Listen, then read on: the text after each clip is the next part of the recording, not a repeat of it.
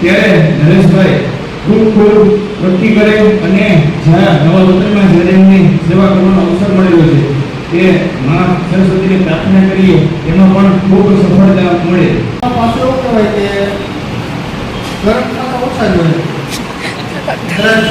મારી સ્કૂલ હોય છે બધું તો અહીંના લોકો ખબર છે પણ સમાજમાં મગજ ઠંડો રાખીને કામ કરવાની પ્રવૃત્તિ છે.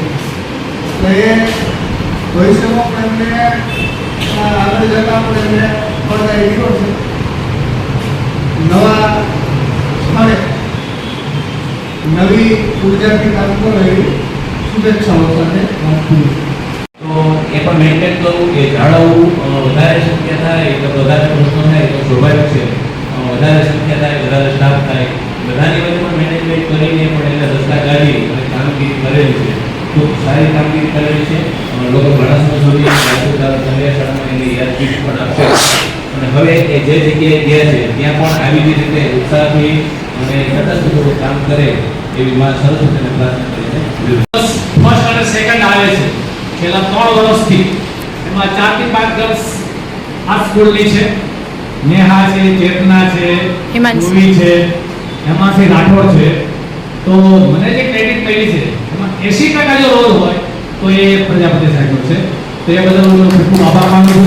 આચાર્ય શ્રી જવાનું થયું છે તો એની જે તેજસ્વીતા છે એ ઝાંખી ન થાય અને થશે પણ નહીં. મને વિશ્વાસ ત્યાં નજર શિક્ષકોની પડે ત્યાં એમના શુભ કાર્ય નજરે ચડે. નરેશભાઈએ કંટાળેલી કેવી આજે રાજમાર્ગ બનીને ઊભી છે.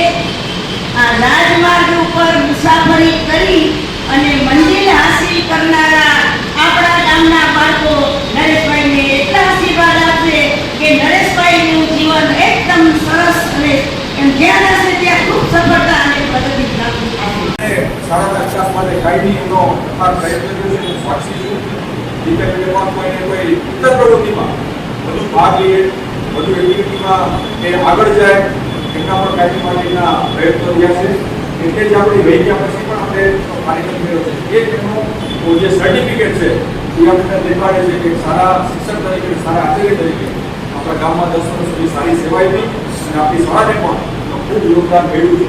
એ બદલ હું આ લાલપુર ગામ વતી નરેશભાઈનો આભાર માનું છું અને પોતાના જીવનમાં આગળ જઈને વધુમાં વધુ ત્યાં પણ આવું માયના અનુભવનો વધુ ત્યાં લાભ આપે અને ત્યાં પણ સારી કામગીરી કરી અને પ્રગતિ કરે એ ભગવાનને પ્રાર્થના કરું છું. નરેશભાઈ એકલાએ શાળા ઊભી કરી કે નરેશભાઈ એકલાએ એવું કામ કર્યું એવું નથી. એ વહીવટમાં ખૂબ જ શ્રેષ્ઠ. એના અક્ષરો પણ સુંદર મજાના થાય અને ખાસ તો સમય ઘણો બધો આપ્યો છે સવારથી સાંજ સુધી. અને વાલીઓમાં પણ એવું છે કે ગમે ત્યારે આવે ત્યારે સાહેબ છે હાજર જ હોય.